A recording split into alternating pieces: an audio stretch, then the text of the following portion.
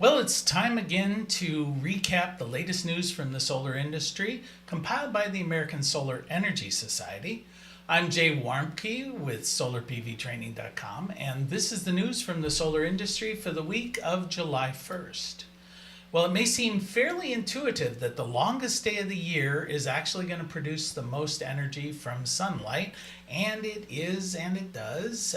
Anyway, on June 20th, which is the summer solstice, that's the point when the Earth's axis places the northern hemisphere most directly towards the sun, resulting in the most hours of daylight.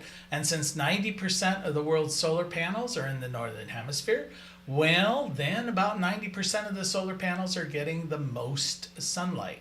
Folks who study such things, such as the research firm of Ember, have found that about 20% of the world's electricity was generated from solar this year's solstice, up from 16% a year ago. And for the month of June, energy from solar is expected to account for about 8% of the world's energy supply.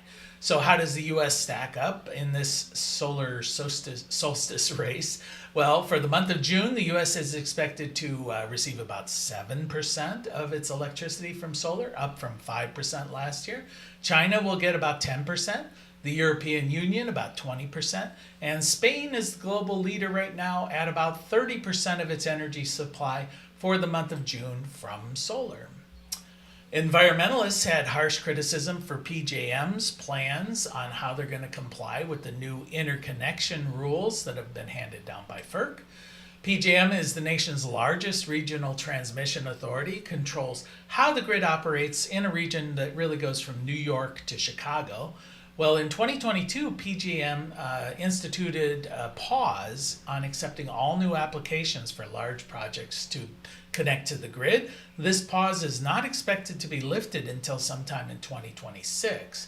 Well, in recent years, the backlog of requests from power generators, primarily wind and solar, has escalated. In fact, currently there's more than 2.6 terawatts of projects in the queue, more than twice the existing generating capacity that currently is on the electrical grid.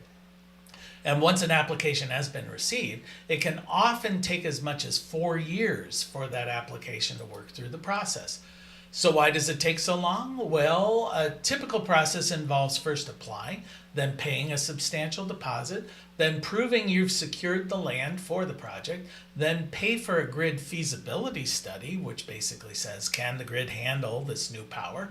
A grid impact study that says, all right, if it can handle it, what's the impact on the rest of the grid?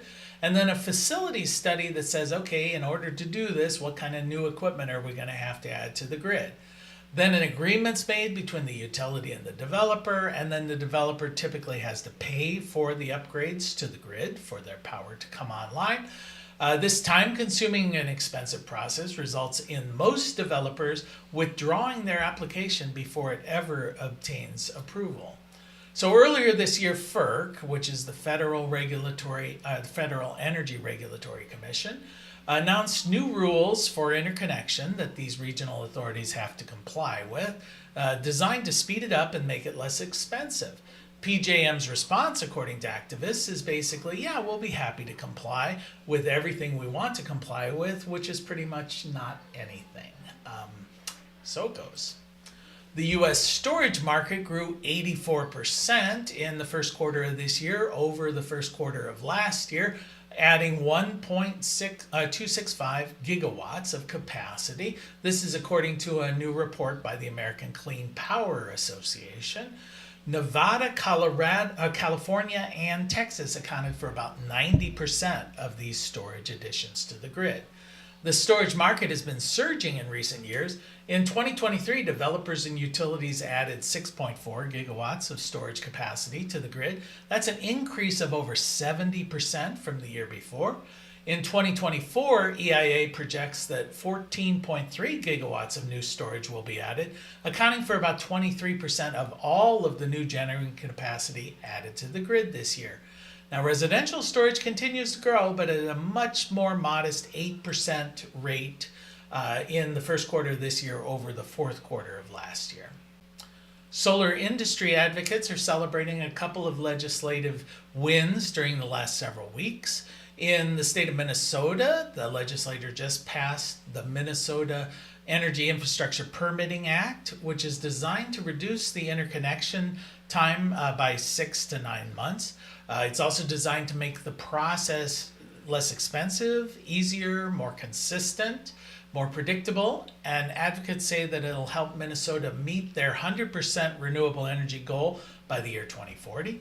And in the state of Michigan, the efforts to overturn the 2023 Clean Energy Future Plan, which, like in Minnesota, was designed to make the application process easier and set a goal of 100% renewable by the year 2040. Well, folks were trying to overturn this, but they were unable to receive enough signatures to get this initiative onto the ballot.